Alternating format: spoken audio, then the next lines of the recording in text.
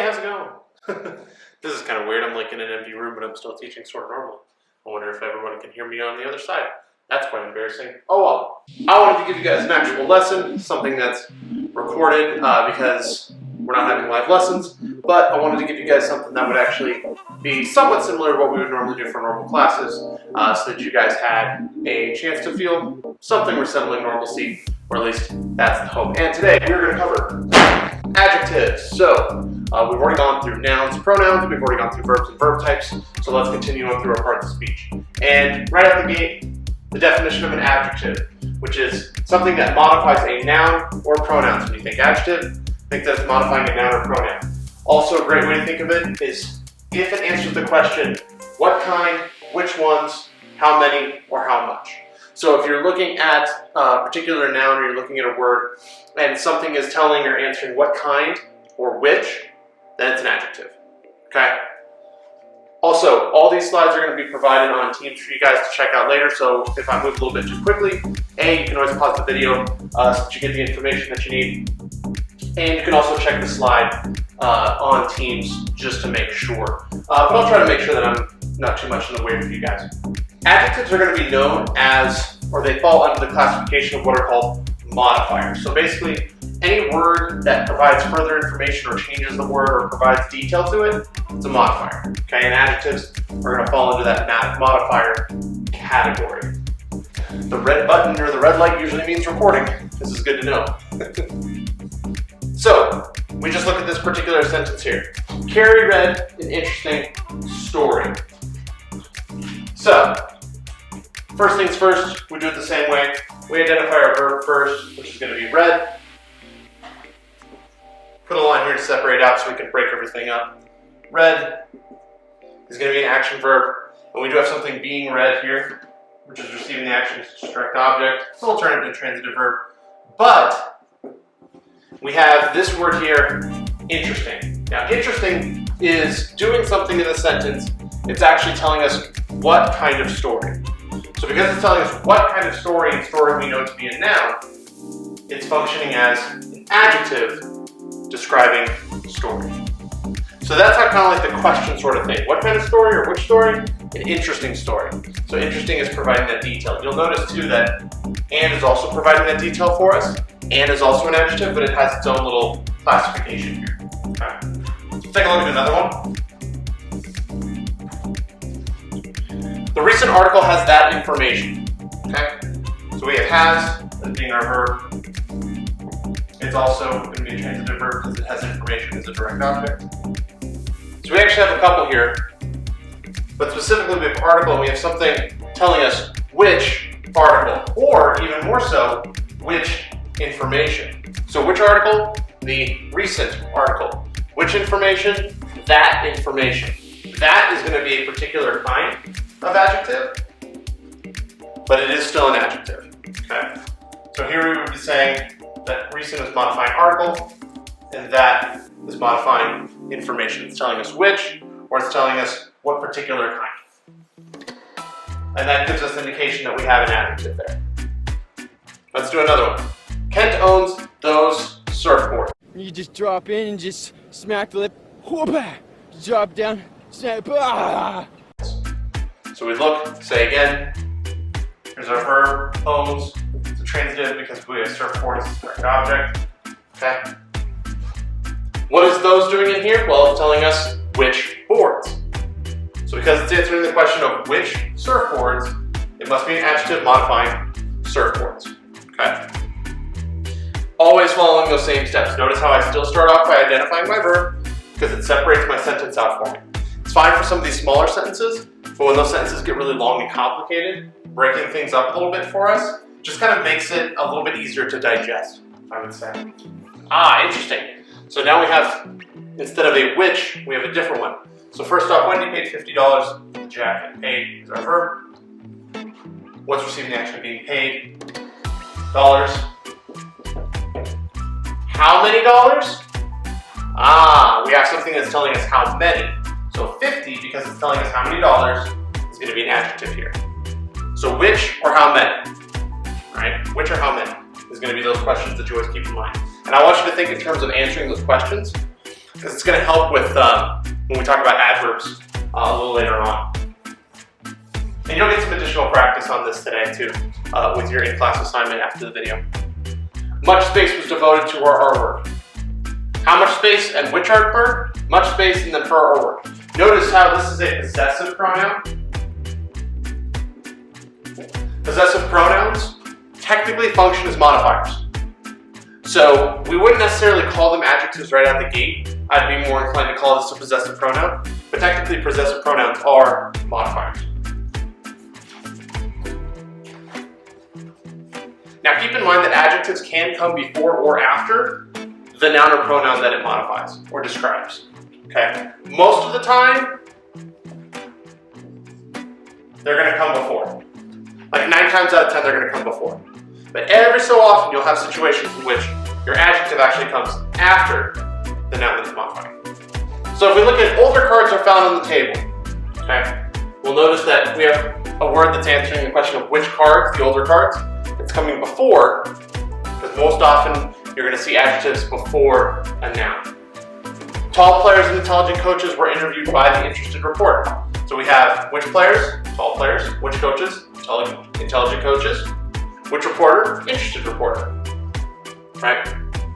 All of these coming before the noun they modify, right? Tall modifying players, intelligent modifying coaches, and interested modifying reporter. Then we have like this, tired and hungry, the campers reached the lodge. Now this is weird because we actually have a comma sort of separating everything out here, which for us is sort of a different situation. But, technically speaking,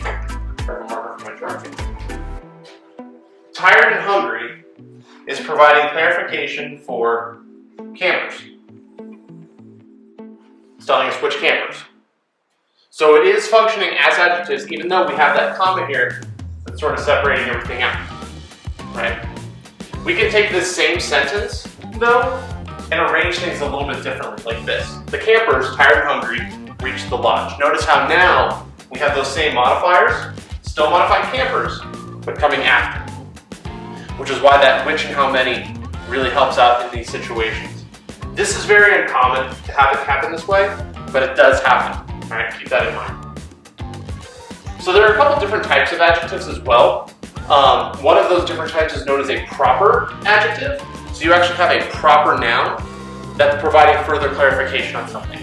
So like Italian bread, right? Bread is our noun. Italian is providing further classification, telling us which bread, but because it's a proper noun, Italian, or a proper sort of thing, it's going to be functioning as a proper adjective, or like Herculean strength, right?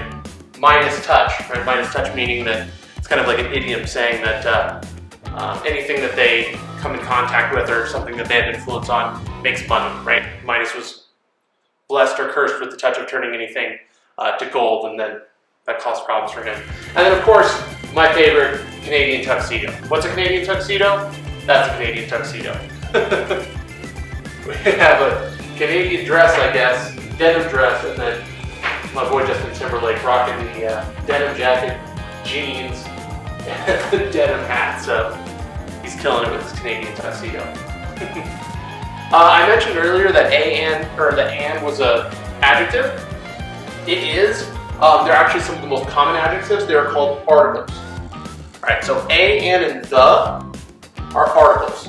They are clarifying a particular sort of thing. So we'll take a look at some practice here. The magazine article applauded the students' efforts in the charity drive. Is magazine going to be a noun or an adjective? Well, in this instance, it's telling us which article. So it's got to be an adjective. Yep, it's an adjective that describes which article. Okay. It could be, though, that this functions as a noun, so we have to be very careful. But in this instance, because it's telling us which article, it's an adjective. Like this, the article about the students' efforts in the charity drive was in the magazine. Here we have magazine again, but it's actually in a prepositional phrase. So it's not telling us any particular noun, and instead it is actually functioning as a noun. So you have to be careful and take note of situations when a word is actually functioning as a noun or functioning as an adjective, depending on what's going on. Okay? We can take a look at this sentence here too. We celebrated Thanksgiving. This one should be pretty straightforward. Our verb was celebrated, right? What's receiving the action being celebrated? Thanksgiving. So it's clearly to us, it's got to be a direct object right now, right? It's the name of the actual holiday. But if I did this and said our Thanksgiving celebration was fun, now Thanksgiving is telling us which celebration. Because we have several celebrations, I would hope. So here, it's actually functioning as an adjective. Alright, that's where that which or how many really comes into play so that you don't find yourself in a tricky situation and get confused. Okay? Is it still a noun? Technically speaking, yes, but it's modifying something now, so it's actually functioning as an adjective. That's one thing to keep in mind. You will have something that is a particular part of speech, but it functions differently. So you have to be able to tell the difference and make that distinction. How about a pronoun situation? Okay, this got you guys tripped up quite a bit on your pronouns quiz because I asked you to write a sentence with a demonstrative pronoun, and I would say about 80% of you guys gave me a sentence with a demonstrative adjective because you gave me a demonstrative pronoun that was functioning as an adjective, which is not the same thing. Yeah, it hurts to miss that one. Yeah. Our demonstratives are, of course, this, that, these, and those. Interrogative pronouns, we have a couple different ones: who, which, where, things like that. And then indefinite pronouns, we've got a whole list of those, right? As long as it's answering the question of which or how many, it's actually functioning as an adjective. And we would call it like a demonstrative adjective. It's like this. This problem is difficult. In this sentence, this is telling us which problem. It's clarifying, specifying which problem. So because it's doing that, it is a demonstrative adjective, all right? It's a demonstrative pronoun, this, functioning as an adjective telling us which problem.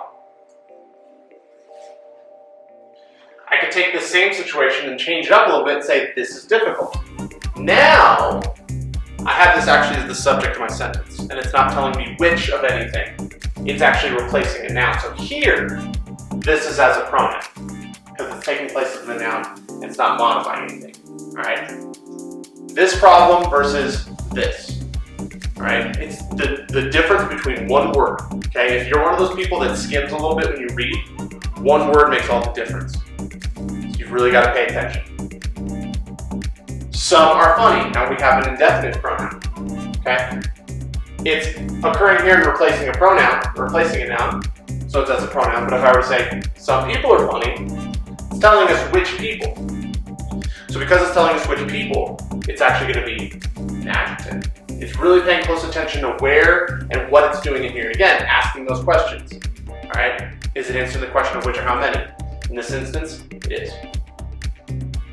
Another thing to keep in mind, or another kind of adjective form, is what's known as coordinate adjectives. This is kind of a little bit of a tricky one. You don't see it a whole lot, but it's good to keep in mind. Coordinate adjectives are when you have multiple adjectives that carry like equal weight. Like they apply to a noun equally. You can usually tell when they're separated by a comma. I'll show you guys here in a second.